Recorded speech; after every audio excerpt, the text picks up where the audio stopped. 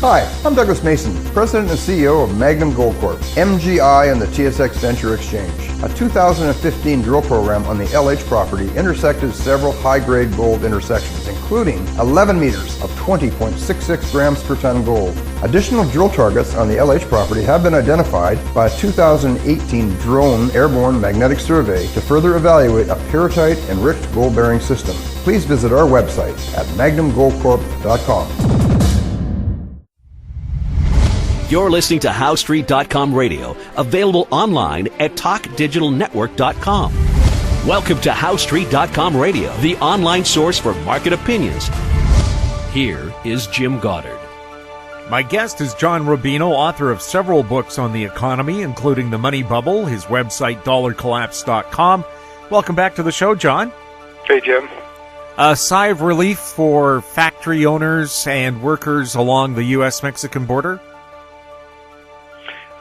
Yeah, this Mexico thing where Trump was frustrated with the number of people coming over our southern border, and that Mexico was allowing that to happen, that he raised tariffs on Mexican goods, which sent a shockwave through the North American economy, and led Mexico to promise to put soldiers on their southern border to stop the flow of immigration. And this was always something that was probably going to be resolved right away, and that's what happened. They had the conflict. It's over, and it turned out to be no big deal. So the stock market in the U.S. is up, bond prices are up, so we got a little relief rally going. But that was always going to happen because that, while it was scary while it was happening, it was something that could be easily resolved, unlike the U.S.-China trade war, which is 1,000 times more complicated and is taking commensurately a lot longer. So that's still out there. But the Mexico thing is solved, and temporarily at least, we've got a relief rally going in the markets, and things from a very superficial point of view seem to be back to normal. But it won't last. Why not? Well, because the underlying things that are wrong are still wrong.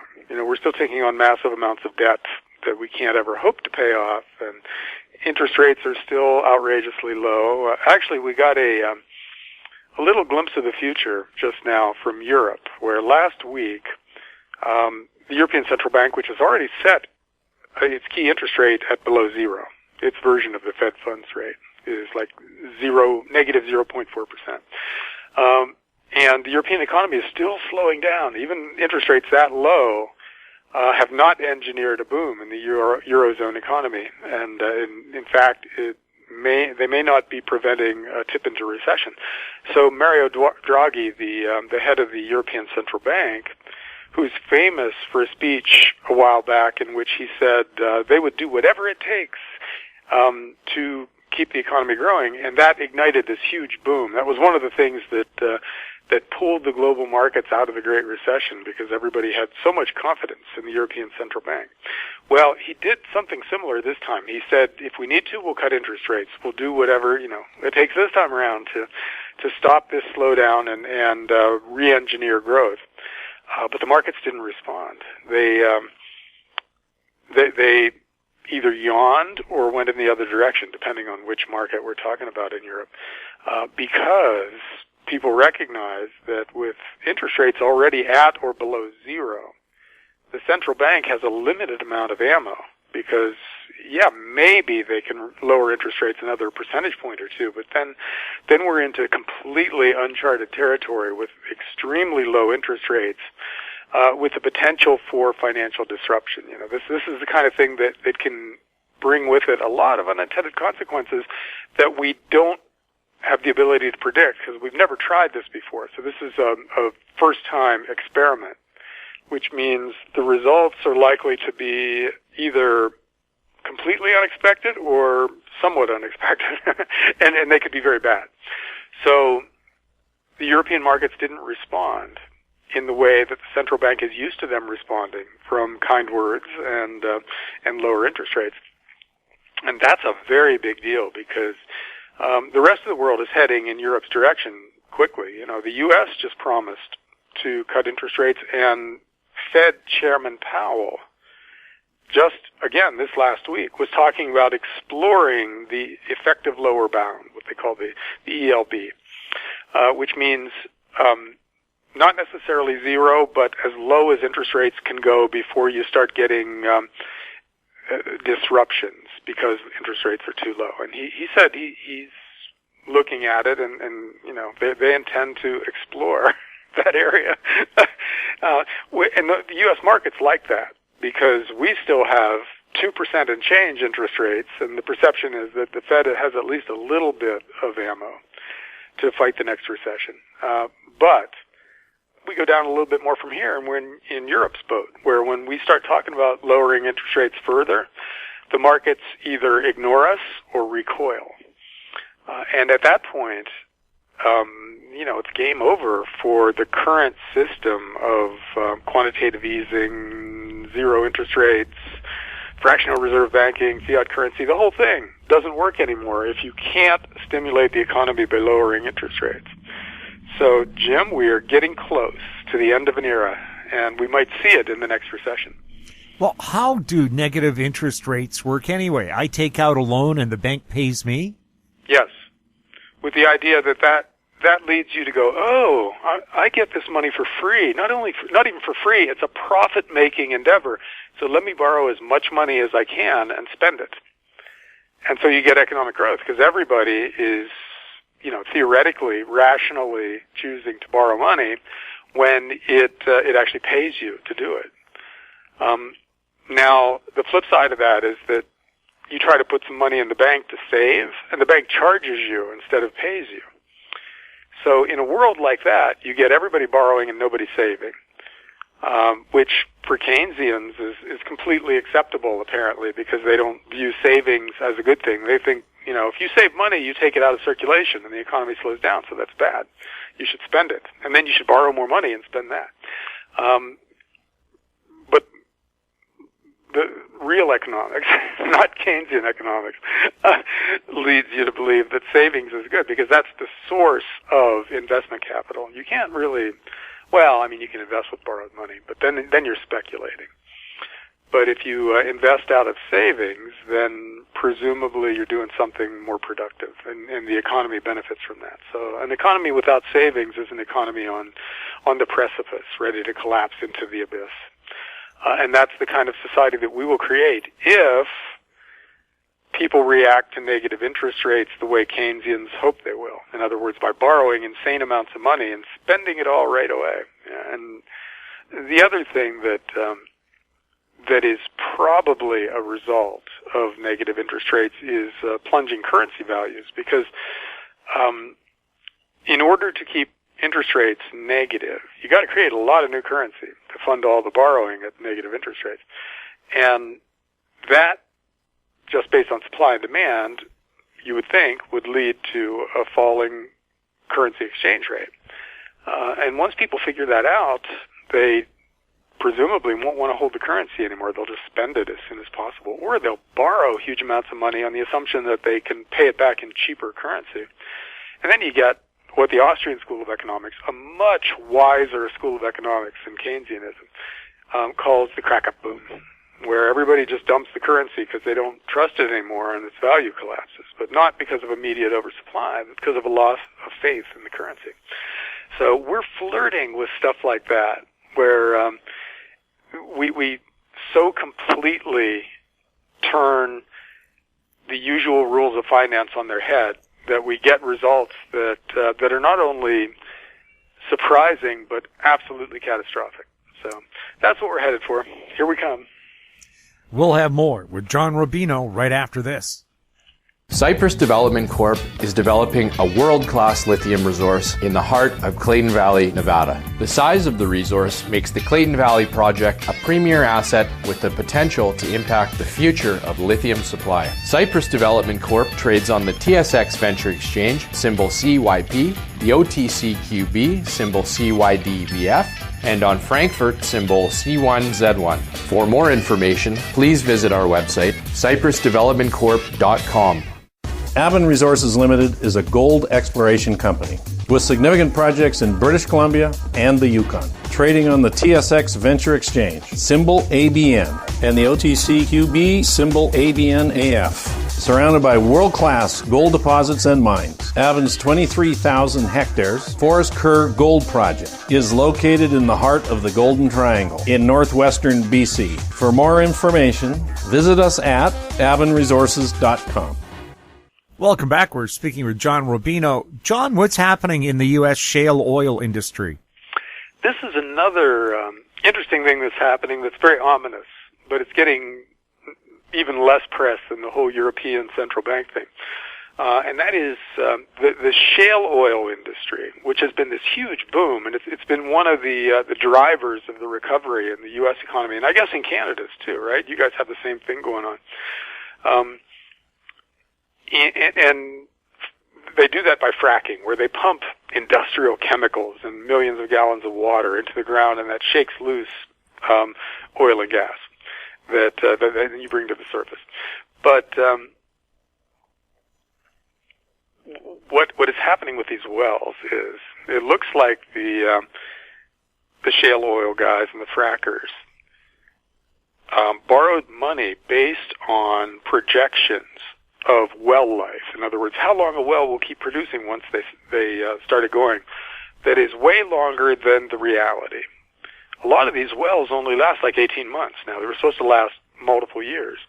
And what's happening with these drillers now is that they borrowed a ton of money to drill their initial wells, but those wells are running dry, or running out of results much more quickly than expected, so they have to drill a whole bunch of new wells in order to keep their same revenue levels going. But that, of course, requires huge amounts of new money. So they're issuing junk bonds to borrow that money, and it's still not working. They've lost in the aggregate about $180 billion since this whole thing started, and virtually none of these guys is turning a profit. So now a bunch of them are starting to go bankrupt, and financing is being shut off, so they can't borrow any more money. And that's pretty much a classic boom-bust cycle in the world of junk bonds, where everything looks great while you can borrow new money, but as soon as money gets tight, you find out that, as Warren Buffett likes to say, the tide goes out and you see who's been swimming naked. And it turns out an awful lot of these guys have been swimming naked and are not viable companies if they have to generate cash flow internally to fund their further growth.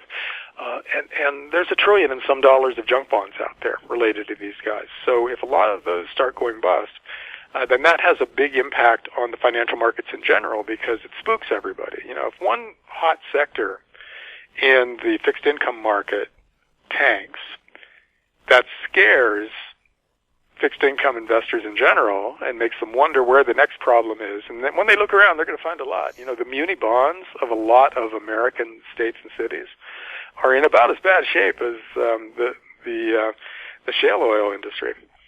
And it goes on from there. There are a lot of other prospects for the next big bust. So you don't want there to be the first big bust, because then there will be several more, and they might metastasize into things that affect other asset classes. Maybe it hits equities, maybe it hits higher grade bonds, maybe all those BBB rated corporate bonds out there start going bust. You just don't know. So you don't want it to start, but it looks like it is starting.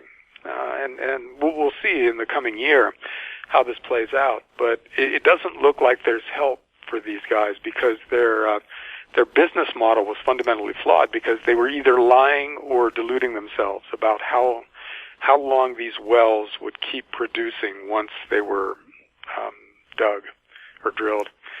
And if that doesn't work, then the industry doesn't work. So very interesting times. And that's going to be a bigger story. So if that's the first your listeners have heard of it, then they should keep it in mind, because they'll hear more going forward. Does this mean the U.S. will become more reliant on foreign energy again? Yeah.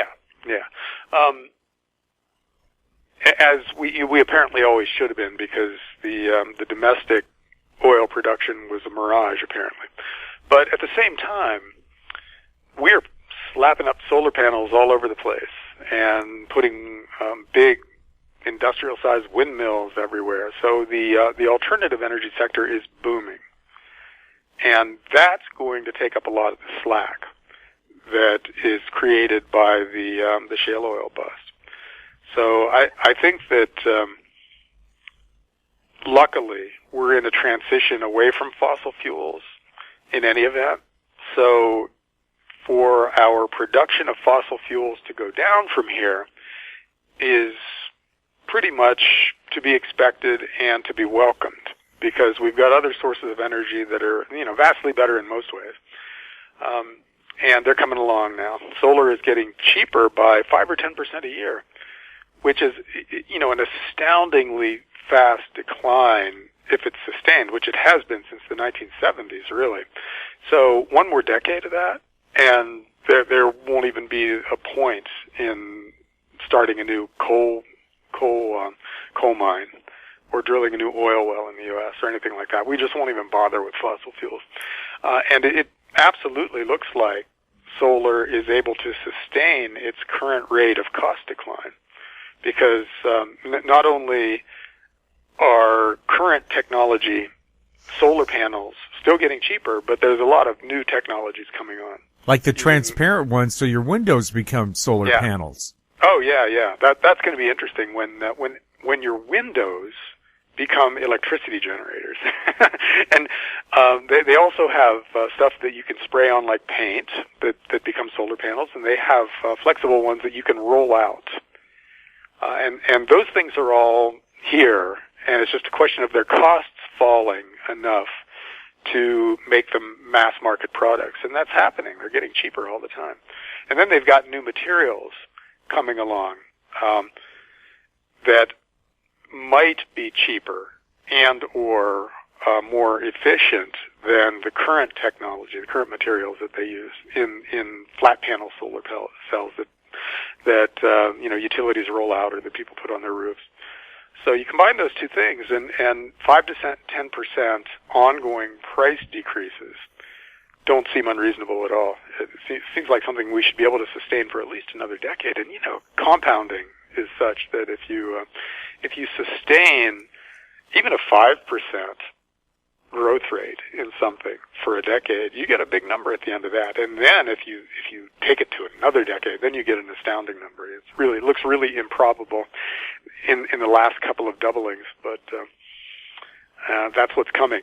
And that's what happens with exponentially changing industries. There's nothing really remarkable about, it's remarkable, but it's not unprecedented what's happening in solar, because we've already seen it with microchips, where they just kept getting cheaper. In the 1980s, nobody really thought computers would be everywhere. And there's no reason for people to have thought that back then, because computers were big and clunky and slow, but they kept getting faster and smaller. And now we walk around with supercomputers in our pockets. Well, the same thing is happening in solar right now. And there's no reason to think that the trend that gave us iPhones won't give us ubiquitous solar power and the death of fossil fuels. Well, you could see it if you can spray a solar panel on things, our highways, our parking lots, the roofs of shopping malls, all the windows in your high-rise being solar panels. Yeah, electricity, dirt cheap. And why do we have to build these multi-billion-dollar hydroelectric dams if we're just going to have spray-on solar? Yeah, exactly. We need to get the energy that we need today. So it's understandable that there are still non-renewable power plants going up, but they're going to be fewer and fewer in the future because they make less and less sense every time solar goes down by another 10%. Same thing with electric cars. Battery technology is getting cheaper continuously. And it wasn't that long ago when electric cars were just ridiculously expensive compared to internal combustion engine cars. And now they're competitive. Another 5 or 10 years, and they'll be better than competitive. And, I expect 5 years from now, when I start looking to replace the two vehicles that my family has, that we probably won't even look at gas-powered cars. We'll just look at the selection of electric cars and choose one of them. And I think a lot of people are going to be in the same boat, that once you drive an electric car and find out how much more fun it is than a regular car, and you also find out that they cost about the same. They're about, equally expensive to own. That there's no reason to bother with something that burns fossil fuels, and that's coming too. All of that. See, these are good trends. There are a lot of terrible trends out there, especially in the world of finance. But in the worlds of energy and related technologies, things are getting better at an accelerating rate. So it's kind of a race between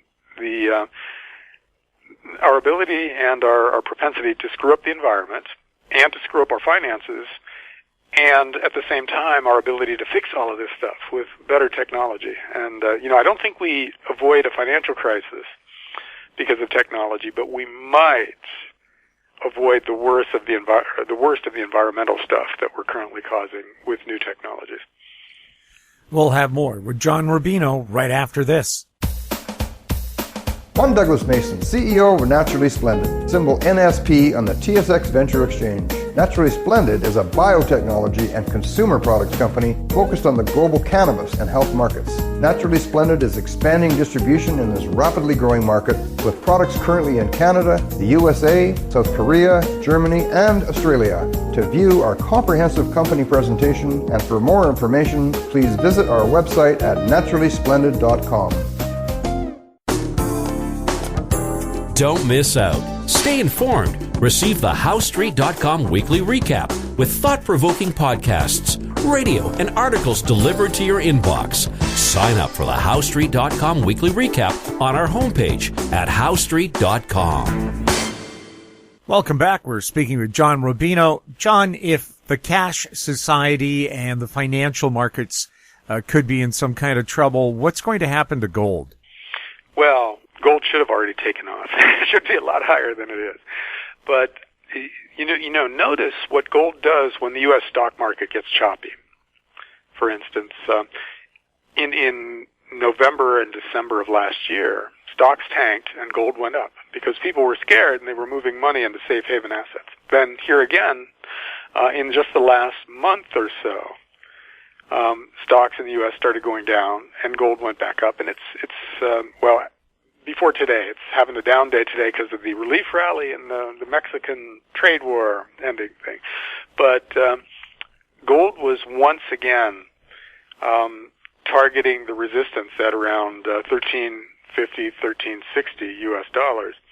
And if it pokes through that in a sustained way, then there's a technical reason for it to go up a while before it finds new resistance. So it could go up into the 1500s pretty easily. But when it really gets crazy, when the financial markets really spin out of control, then you'll see tons of terrified capital looking for safe havens, and gold will be one of the places that it goes.